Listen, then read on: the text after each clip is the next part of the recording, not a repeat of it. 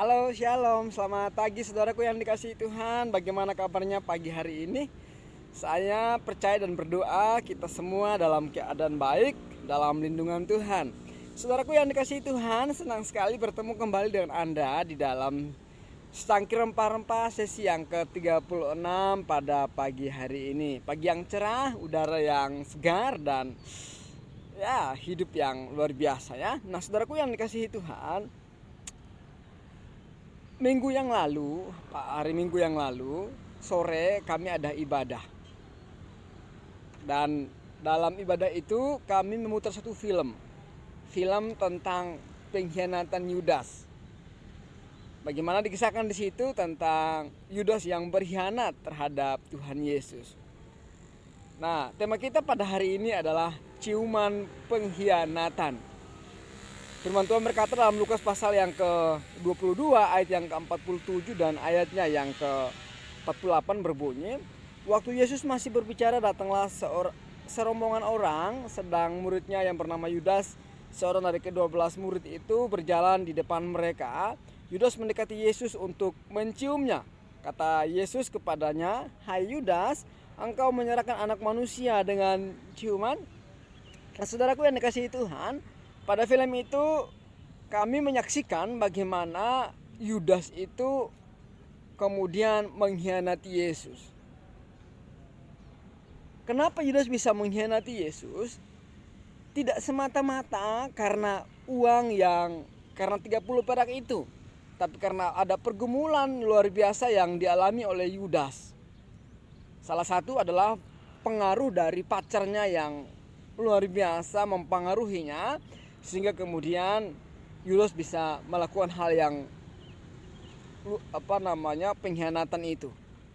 Dan bahkan karena cintanya, karena politik, cintanya kepada tanah airnya Yahudi yang waktu saat itu dijajah oleh Roma, sehingga kemudian dia mencoba untuk kemudian, karena dia berpikir bahwa dengan dia menyerahkan Yesus, maka Yesus akan menunjukkan siapa dirinya.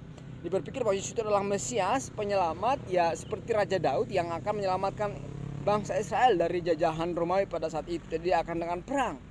Namun ternyata apa yang dipikirkannya itu salah. Ketika dia menyerahkan Yesus, Yesus malah tidak melakukan apa-apa.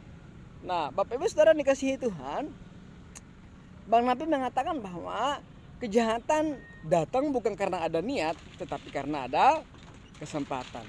Nah, saudaraku yang dikasihi Tuhan, pada pagi hari ini kita diingatkan oleh firman Tuhan bahwa kita bisa mengkhianati Yesus kapan saja. Jangan bilang kalau saat ini saya tidak akan pernah mengkhianati Yesus. Namun waktu, keadaan bisa merubah diri kita. Uang bisa merubah diri kita. Jabatan bisa merubah diri kita. Bahkan politik bisa merubah diri kita, merubah iman kita, sehingga akhirnya kita bisa mengkhianati Yesus. Yudaslah contohnya. Yudas bukan berarti murid yang bodoh, tidak.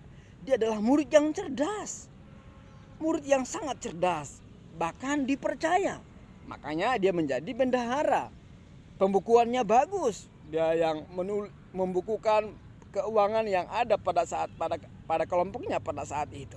Artinya dia orang yang pintar, orang yang cerdas.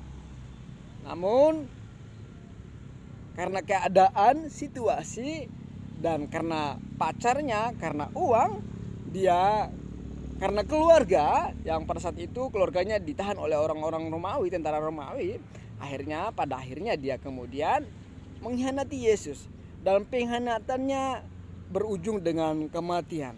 Tidak sama seperti Petrus yang Petrus mengkhianati Yesus. Dia menyangkal Yesus 3 kali, tapi Petrus bertobat. Berbeda dengan Yudas, dia tidak bertobat, penyangkalannya, pengkhianatannya berujung pada kematian. Nah, saudaraku yang dikasihi Tuhan, kalau saat ini Anda mungkin mengkhianati Yesus, kembalilah bertobat dan kembali kepada Yesus, maka Dia akan mengampuni saudara. Saudaraku yang dikasihi Tuhan, biarlah firman Tuhan pada pagi hari ini boleh menolong kita agar kita tidak mengkhianati Yesus seperti Yudas. Selamat pagi, Tuhan Yesus memberkati. Sampai ketemu di sisi yang selanjutnya. Amin.